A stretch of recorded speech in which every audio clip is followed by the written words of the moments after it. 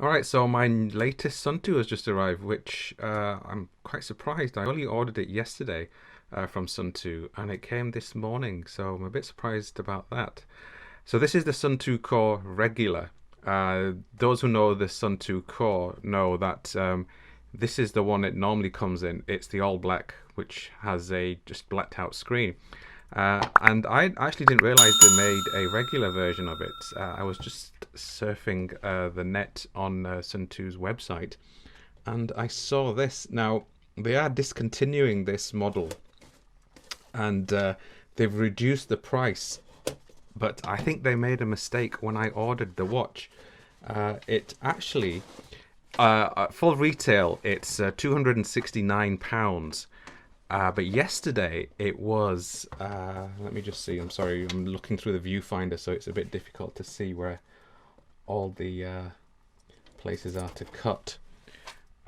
So it was on their website for 80. I'm sorry to cut. It was on the website for £86. So I managed to get this for £86, and I think they've made a mistake because when I checked this morning, the price had gone back up, but not to the 169. Now it's 25% off, and I think it's about 200 and something. But I'll put a link there. So this is what the watch. Now these are usually quite annoyingly to get out because they have this cushion in the back. So I'm going to take it out of here first, which is a bit of a pain. And then the box is quite basic. The instructions are in there, and what's this? Oh, extra bits for the strap. Oh, that's quite good. I didn't get that last time. I think the manual's in there, but I don't really need that because I have already got one, so I know how it works. So let me just tilt the camera down. There we go. It's got all of its stickers, so let's take the sticker off. Is it not? There's the tab. There we have it. Let's get this all set up. There we go. I was a bit worried then. I thought maybe that's why it's so cheap, because the battery's dead. So let's get it set up. So English. Hello. Metric. Okay, so I have to re-record it because the microphone failed and it didn't record anything from the setup. So I'm gonna go through the setup and some of the functions of the watch. So to set it up, you've got 3 buttons here on the left hand side, and then you've got 2 on the right hand side.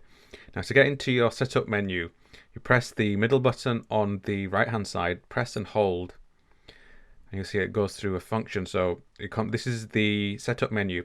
So you've got your memory. So this is for when you want to look up your memories for altimeter, barometer, and so on. So you can set waypoints.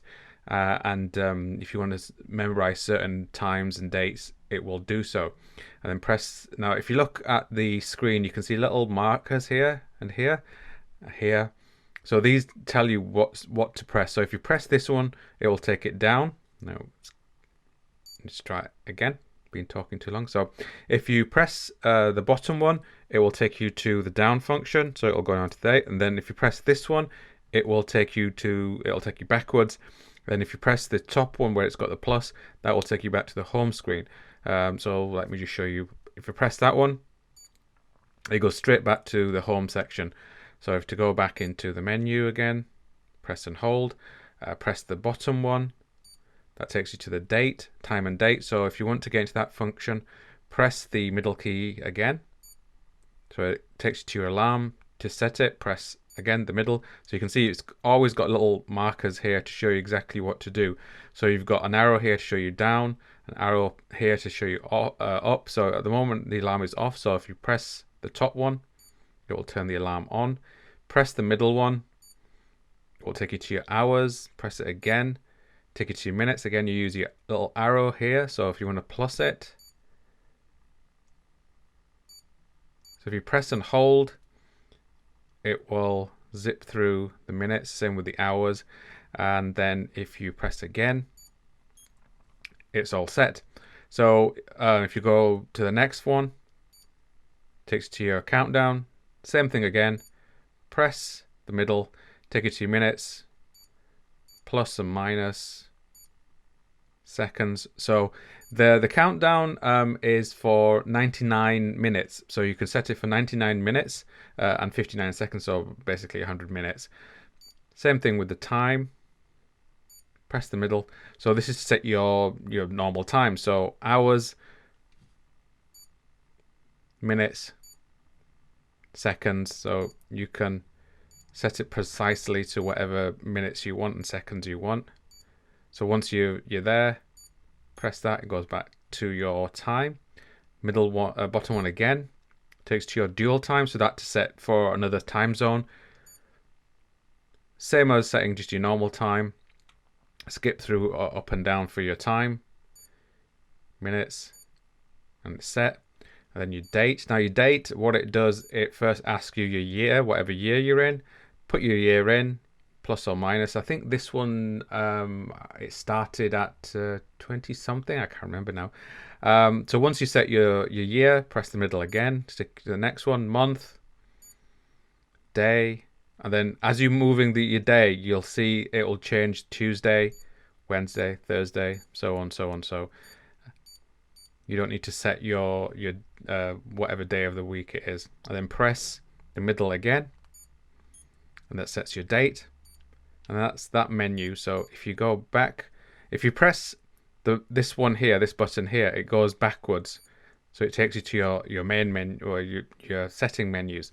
So we've looked through the date. So next one is the sunrise. This is to set the sunrise and sunset. Oh, I pressed the wrong button there. Let's get back into the menu. So it will ask you your location. The way it sets it is by location. So I'm in Europe at the moment. So select Europe, select your region. So I'm in Western Europe. And then the closest city to me is Manchester.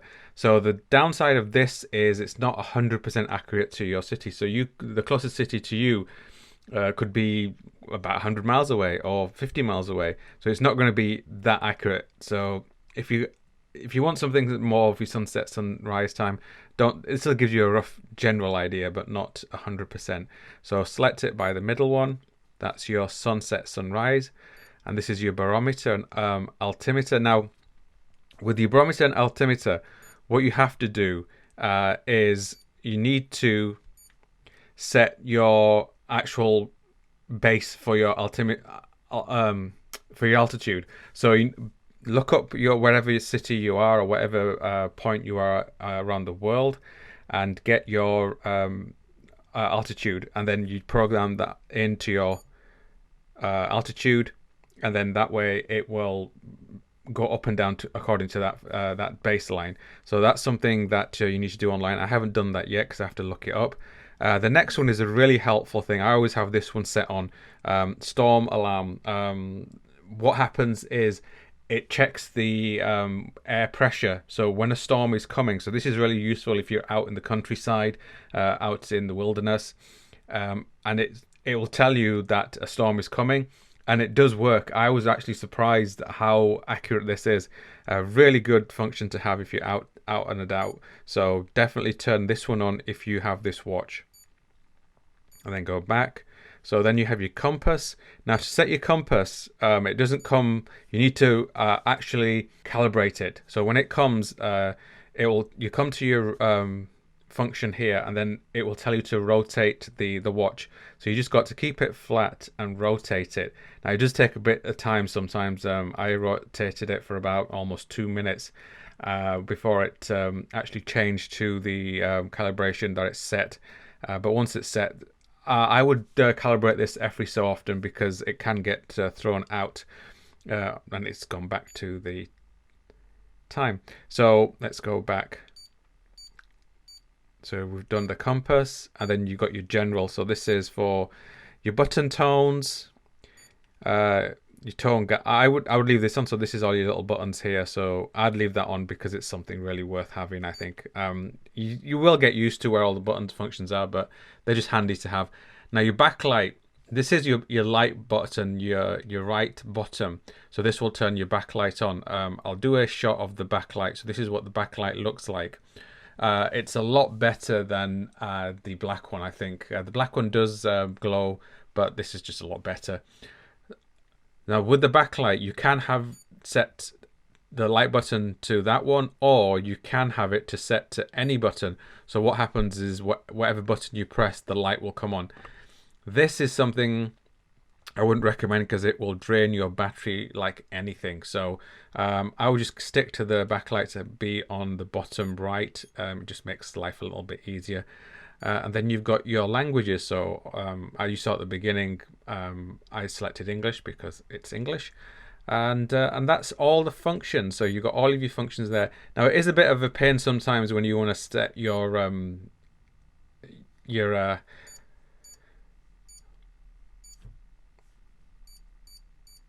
time and date. So you've got your countdown timer. So it's when you want to set your countdown, you've always got to go into this menu. I would have much rather they'd done it easier from the actual home here. So you could go straight to your countdown timer. It just makes life a little bit easier.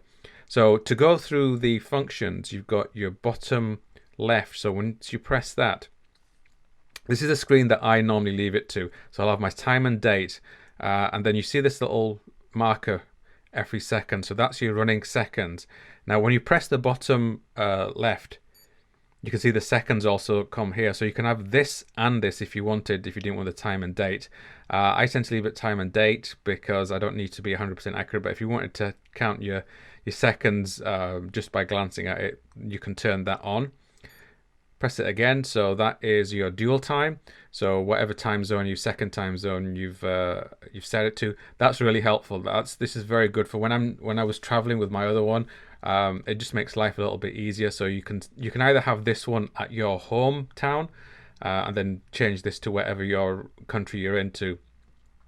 Very useful function to have. I like the fact you can see both time zones in one. And you press it again. So this is your sunrise and sunset. So the sun will rise at 4:41 and set at 9:37. So we're in summertime here. So we get a lot of daylight during the summer periods here in England. And press it again. This is your stopwatch. You can see here, you've got the little marker there. So underneath where it says start, you've got the little marker. So when you press the start button, watch the marker move to the stop. So you see it's moved to the top, and you could hear the tone change as well. So when you stop it, it will go down. And then you see this one light up here. So this is to reset. So if you see it again, that one's gone off, that one's moved to the top, and then press it again. And that's come back, and that's gone to the start. So if you press and hold the top right, that resets it, and then you can see it's disappeared. So that's your stopwatch. I believe it's 23 hours, 59 minutes, 59 seconds, so 24 hours basically.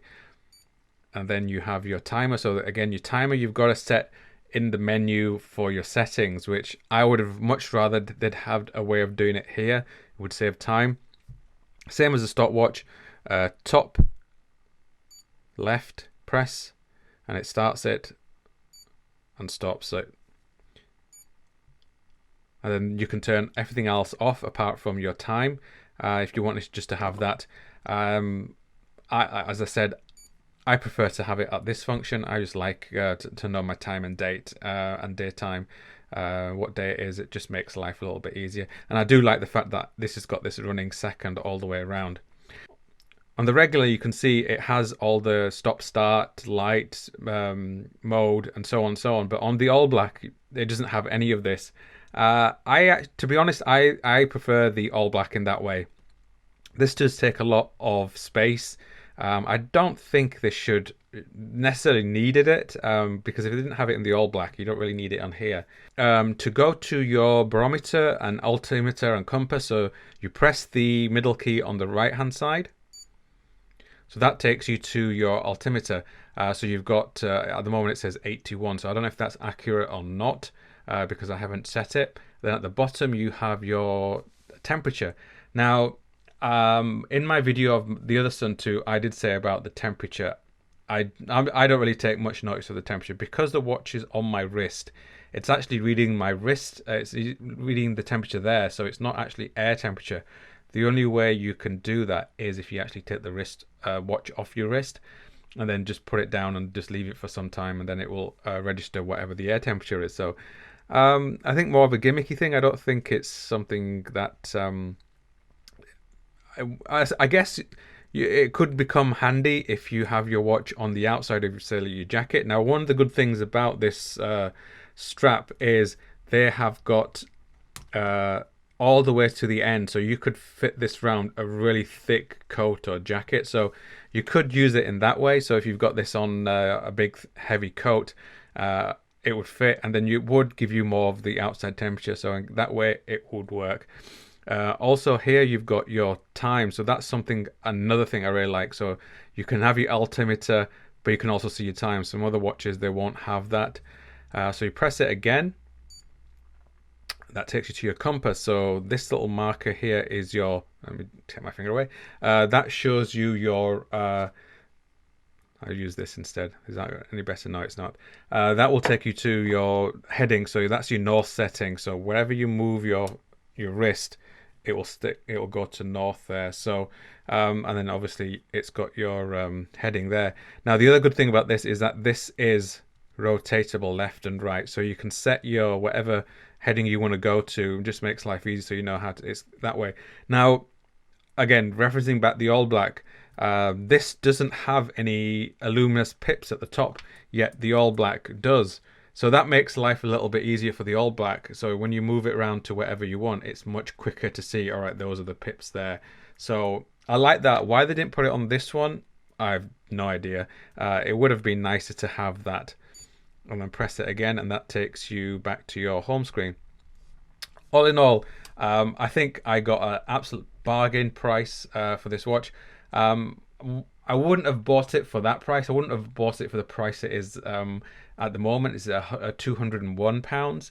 I think there are better smartwatches for that price. For £86, this is fantastic. I think it's great for what I need.